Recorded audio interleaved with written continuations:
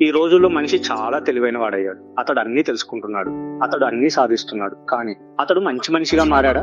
చదువు పెరిగింది, టెక్నాలజీ పెరిగింది, స్వేచ్ఛ పెరిగింది, కానీ మనుషుల మధ్య గౌరవం తగ్గిపోయింది. ఇదే విషయాన్ని 2000 సంవత్సరాల కిందటే ఒక తత్వవేత్త గమనించాడు. ఆయనే కాన్ఫ్యూషియస్.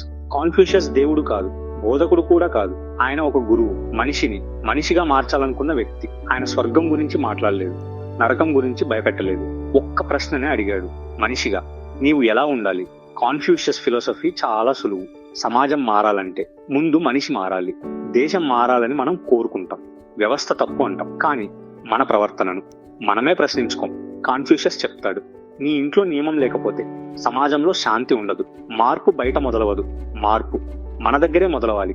కాన్ఫ్యూషియస్ గౌరవం అంటే భయం కాదు, పెద్దవాళ్ల ముందు తల వంచడమే కాదు. గౌరవం అంటే నీ మాటల్లో నియంత్రణ, నీ ప్రవర్తనలో నియమం. ఈ రోజుల్లో మాటల్లో ప్రేమ చూపిస్తాం, కానీ జీవితంలో ఆ ప్రేమను పాటించాం. ఇక్కడ కాన్ఫ్యూషియస్ అడుగుతాడు, నీ మాట నిజమా లేదా నాటకమా? కాన్ఫ్యూషియస్ చెప్పిన గట్టి మాట ఇది. కోరికల కంటే ముందు నియమం ఉండాలి. ఈ కాలంలో ముందు ఆనందం కావాలి, తర్వాత బాధ్యత గుర్తుకొస్తుంది.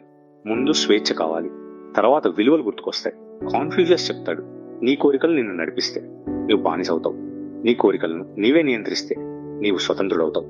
కాన్ఫ్యూషియస్ కి డిగ్రీలు ముఖ్యం కాదు, మార్కులు ముఖ్యం కాదు. ఆయన అడిగేది ఒక్కటే, నీవు ఇచ్చిన మాటకు నీవు నిలబడతావా?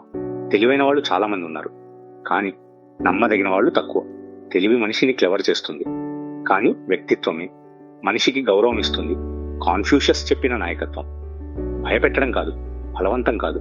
నాయకుడంటే తానే మార్పు అయ్యేవాడు, తానే ఉదాహరణగా నిలబడేవాడు. నీవు మారితేనే నీ చుట్టూ ఉన్నవాళ్ళు మారతారు. కాన్ఫ్యూషియస్ తత్వం పెద్ద మాటలు కాదు, రోజూ పాటించాల్సిన చిన్న నిజాలు.